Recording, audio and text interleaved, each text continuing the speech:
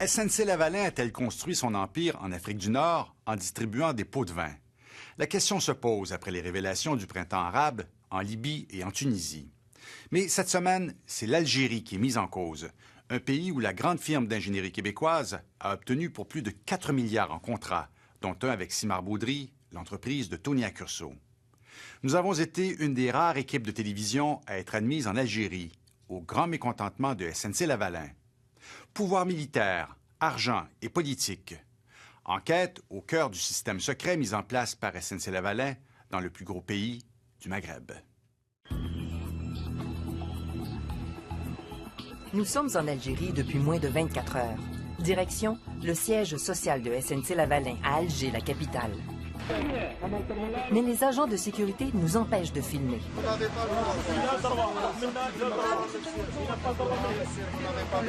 La police doit intervenir pour calmer le jeu.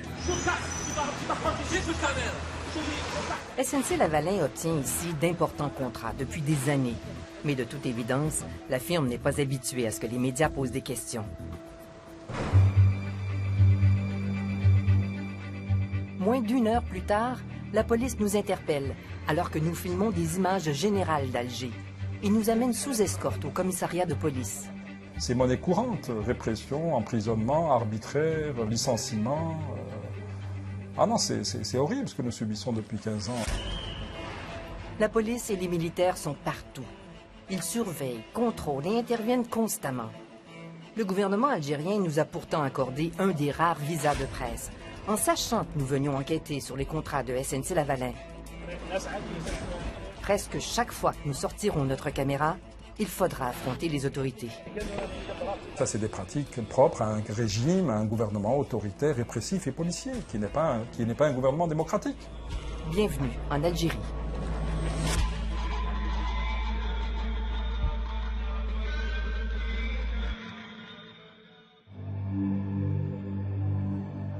Cet homme, surnommé l'homme qui parle trop, a été arrêté plus de 100 fois. Il a été menacé de mort et emprisonné. Depuis 15 ans, il dirige l'association algérienne contre la corruption. Un travail risqué parce que les grands scandales économiques en Algérie sont souvent liés au gouvernement et à la toute-puissante armée algérienne.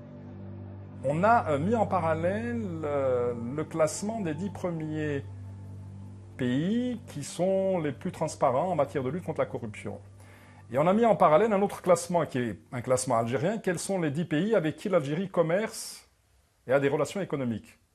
Aucun des 10 pays les moins corrompus ne commerçait, n'obtenait des marchés avec l'Algérie. Donc à la limite, j'ai dit, à la limite, c'est comme si nous disions, dis-moi avec quel pays tu commerces, je dirais si tu es corrompu ou pas. L'Algérie est riche en hydrocarbures. L'or noir rapporte 70 milliards de dollars par année à l'État, qui contrôle la ressource. Presque le tiers du pétrole consommé au Québec provient d'Algérie. Depuis 15 ans, 400 milliards de dollars ont servi à bâtir des infrastructures. Une manne pour les compagnies étrangères. Un terreau fertile pour la corruption. Nous avons été amenés à être contactés par des entreprises étrangères qui avaient été éliminées pour des raisons un peu obscures. Des témoignages extrêmement accablants. Pratiquement, je vous le dis, j'assume mes propos, aucune entreprise, aucun grand projet n'a échappé à des versements de pots de vin et de commissions. À partir d'un certain niveau de contrat, et dans le domaine pétrolier en particulier, il est impossible d'obtenir un contrat sans payer un pot de vin quelque part. C'est pratiquement institutionnalisé. Cet homme aussi dérange, parce qu'il dénonce la corruption en Algérie. Il vit à Paris et son livre, L'histoire secrète du pétrole algérien, est interdit en Algérie. C'est un ancien dirigeant de Sonatrach, la Société nationale des hydrocarbures. Il explique comment les contrats sont obtenus grâce à des ententes secrètes avec des ministres et surtout avec des généraux de l'armée. Les contrats pétroliers, c'est avec l'entreprise de pétrole qui sont signés. C'est le PDG de la Sonatrach qui lui-même en réfère au ministre et par conséquent, bon, l'ordre vient d'en haut, d'accord pour Lavalin ou elle est signée avec Lavalin, évidemment, l'ordre est transmis d'abord au ministre qui le répercute sur le PDG de la Sonatrach, qui lui-même le répercute sur l'ingénieur en charge du projet, et ainsi de suite. Hein. C'est toute une chaîne. Eh ben oui, c'est toute une chaîne qui se met en place. C'est ainsi qu'un groupe sélect de compagnies étrangères obtient des contrats avec le gouvernement. SNC-Lavalin en fait partie et va faire des affaires d'or ici. J'ai comme l'impression qu'à l'intérieur de Lavalin, c'est une coutume qui existe depuis longtemps. Oui. Parce que dès que Lavalin est arrivé en Algérie, déjà lors du premier contrat, il y a eu des pots de vin qui ont été payés. Ce premier contrat de Lavalin en Algérie remonte à 1981. C'est ce monument, symbole de l'indépendance du pays. Une prouesse technique réalisée par une équipe de Québécois, tel que le rappelle ce vidéo corporatif de la firme. Quelques heures avant son inauguration, l'imposant bâtiment est terminé. Fait que là, ça a été un défi incroyable. Les gens travaillaient, pluie, pas pluie, tempête, pas tempête. Le monument sur les hauteurs d'Alger attire encore aujourd'hui les badauds. Hossein Malti a été impliqué dans ce chantier. Il se rappelle que ses supérieurs avaient tenté de lui forcer la main pour accorder un contrat à Lavalin. Un contrat pour lequel la firme n'était pas qualifiée selon lui. J'ai subi d'énormes pressions. Bon, j'ai dit non, le contrat n'a pas été passé avec Lavalin, mais enfin, c'était clair qu'il y avait des commissions au bout. Hein, parce que sinon, pourquoi quelqu'un qui ne connaît pas le secteur, qui ne connaît pas le métier, vient se mêler et vous dire « prenez telle entreprise », si ce n'est pour des raisons comme celle-là. Lavalin était alors dirigé par Bernard Lamarre, l'aîné de la famille. Aujourd'hui retraité et malade, il nous a accordé une entrevue au téléphone. Il nie avoir donné des pots de vin. On n'a pas versé de dépôt de vin, mettons, pour avoir ce contrat-là. C'était surtout une discussion technique. Pourtant, cet ancien colonel du DRS, l'équivalent algérien de la CIA, nous affirme le contraire. Il soutient que le DRS avait fait enquête et obtenu des preuves de cette corruption. C'est connu, ça? C'est connu. Non, c'est pas connu. Non, l'enquête avait été, à l'époque, entamée par les services de renseignement algériens qui étaient parvenus à des pistes probantes, matérielles. Et à ce moment-là, SNC-Lavalin a dit, si vous continuez, nous allons donner la liste des bénéficiaires des commissions. Et il y a eu des instructions à l'époque pour dire stopper l'enquête. Ils ont fait arrêter l'enquête, donc c'est au niveau politique. L'enquête a été arrêtée, je vous le dis. Des instructions avaient été données pour que l'enquête soit stoppée, et elle a été stoppée. De son côté, Bernard Lamarre doute qu'une enquête ait été menée. Je ne sais pas si ça a existé, mais on n'a pas été mis au courant. On n'a pas eu d'enquête faite, mettons, dans nos livres, puis dans les carnets de chantier, tout ça. Il n'y avait même personne qui est venu voir ça. Pendant des années, Lavalin et ensuite SNC-Lavalin, lors de la fusion des entreprises, va continuer à travailler en Algérie sans être inquiété. Mais aujourd'hui, elle a rendez-vous avec la justice algérienne.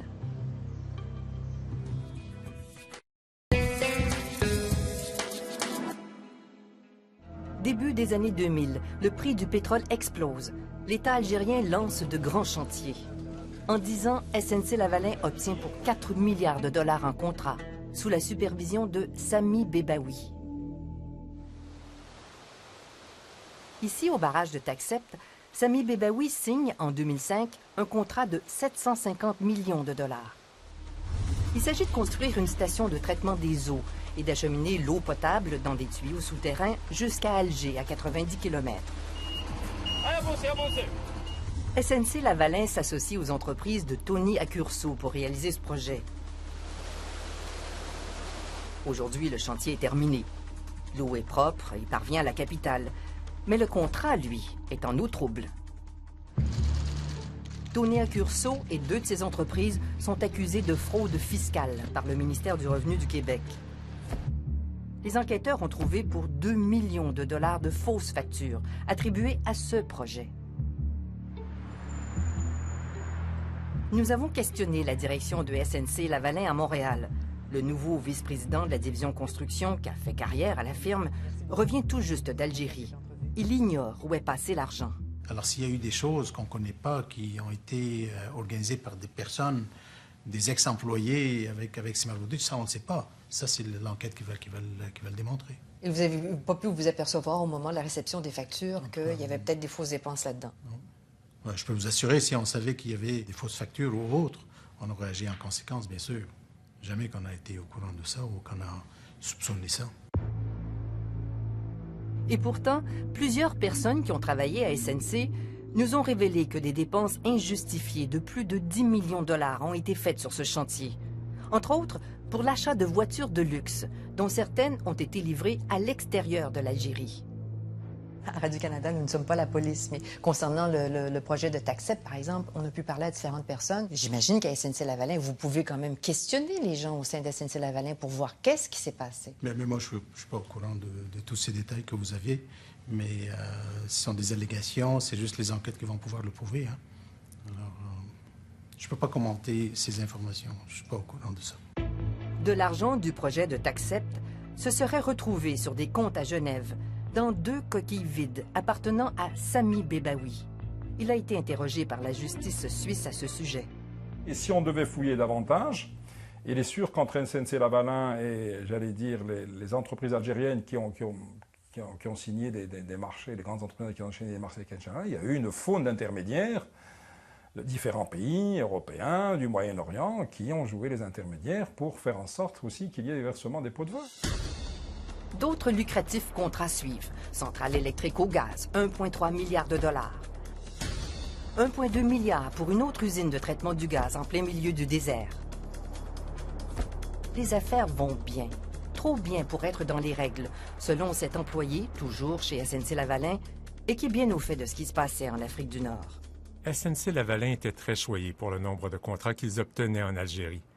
Ils dépassaient toute normalité en termes de contrats obtenus par rapport à ceux soumissionnés. Par exemple? Un très bon estimateur va gagner à peu près 10 % des contrats. Et en Algérie, on obtenait plus de 90 % des contrats. Auxquels vous soumissionniez? Auxquels nous soumissionnions. Et ça, un taux de succès de 90 %, ça vous apparaît anormal? C'est effectivement anormal. Le secret de ce succès est découvert à des milliers de kilomètres d'Alger, à Milan. Alors que les Italiens enquêtent sur les pots de vin qu'aurait versé leur entreprise pétrolière en Algérie, ils découvrent que SNC-Lavalin aurait fait la même chose. Le journaliste d'enquête, Claudio Gatti, explique la façon de faire. Engineering firm would pay a company that appears to be a Ces firmes d'ingénieurs versaient de l'argent à des compagnies écrans aux îles Vierges britanniques créées par un bureau d'avocats au Panama. There is a law firm called Mossack Fonseca that created these vehicles. Ces compagnies sont des coquilles vides avec des comptes de banque en Suisse. Farid Bejaoui distribuait ensuite l'argent. C'est lui qui se cachait derrière ces compagnies. Au cœur du stratagème, un personnage mystérieux, Farid Bejaoui. Diplômé des HEC à Montréal, citoyen canadien, Farid Bejaoui sert d'intermédiaire pour l'entreprise italienne et aussi pour SNC-Lavalin. Les Italiens lui auraient versé 280 millions de dollars. Pour brouiller les pistes, Bejaoui se sert de 2 sociétés écrans, Minkle et Gurnwood.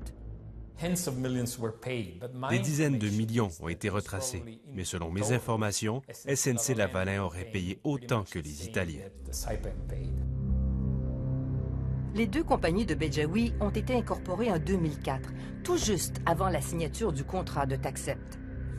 SNC-Lavalin n'aurait pas retracé ce réseau de sociétés écrans, ni les paiements effectués. Vous venez ici et vous dites que vous ne savez rien sur Farid Bejaoui? Je vous dis la vérité. Je ne le sais pas. C'est l'enquête qui va nous démontrer c'était quoi les liens ou qu'est-ce qu'il y a eu. Il ne faut pas présumer de quoi que ce soit tant qu'on n'a pas les résultats de l'enquête. En Algérie, où il n'a jamais habité, Farid Bejaoui est le neveu de l'ancien ministre des Affaires étrangères. Et son véritable contact est le ministre de l'Énergie lui-même, pour qui il aurait collecté des pots de vin.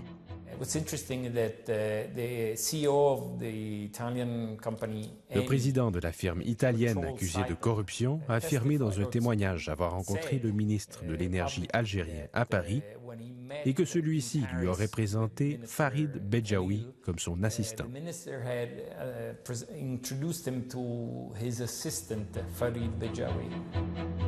Au Québec, des gens de SNC-Lavalin nous ont révélé avoir fait affaire avec Farid Bedjaoui, qui était surtout lié aux deux anciens vice-présidents. Nous le disons aux responsables de SNC-Lavalin, ce ne sont pas des actes isolés, ce ne sont pas le comportement d'un vice-président ou d'un responsable. C'est malheureusement, il faudrait faire le constat, ça sera très douloureux pour SNC-Lavalin si SNC-Lavalin va avoir un avenir et des perspectives.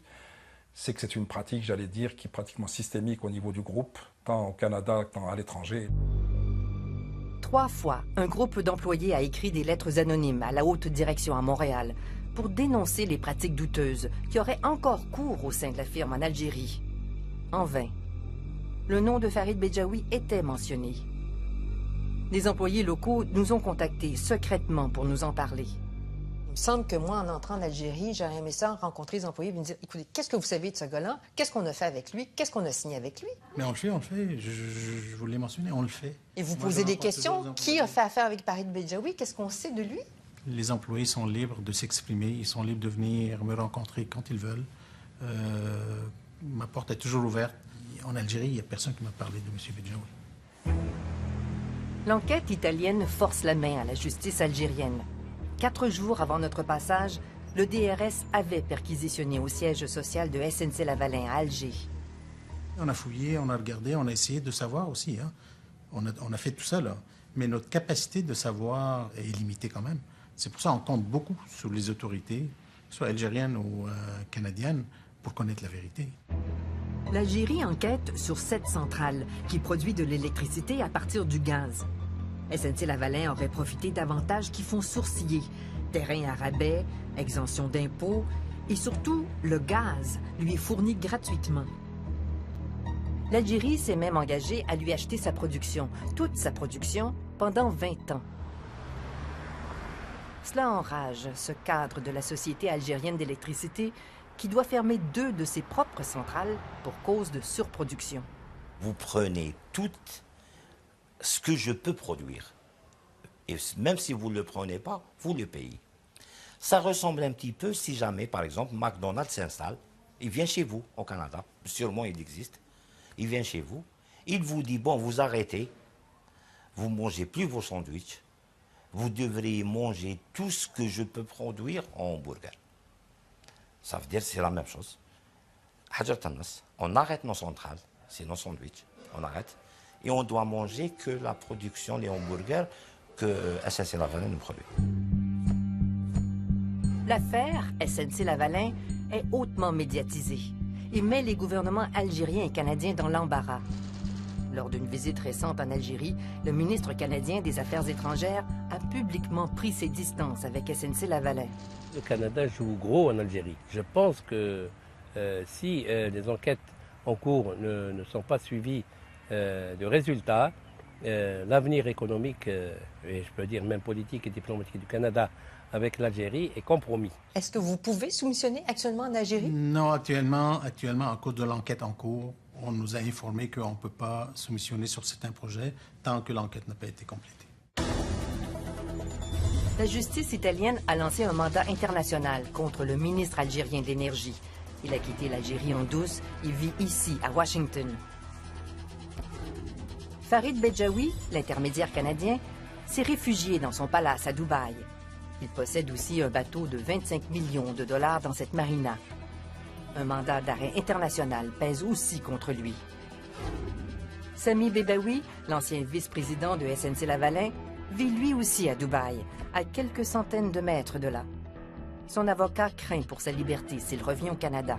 J'attends du gouvernement canadien, de la justice canadienne, de la police judiciaire canadienne, à ce qu'ils puissent réellement tourner cette page. Ça ne peut plus continuer comme ça, ce pillage en règle. La GRC a saisi plusieurs immeubles appartenant à Sami Bedjaoui et ses enfants. Elle soupçonne qu'une partie de l'argent sale a été recyclée à Montréal. Aucune accusation n'a encore été portée. L'opinion publique algérienne met tous ses espoirs dans la justice canadienne. Les Algériens disent de toute manière, du côté du Canada, l'enquête ne se terminera pas comme ça. SNC-Lavalin opère encore des installations en Algérie, mais aucun nouveau contrat n'amène de l'eau au moulin. Et nous, notre politique maintenant, c'est si ça prend des pots de vin, on préfère ne pas faire le contrat.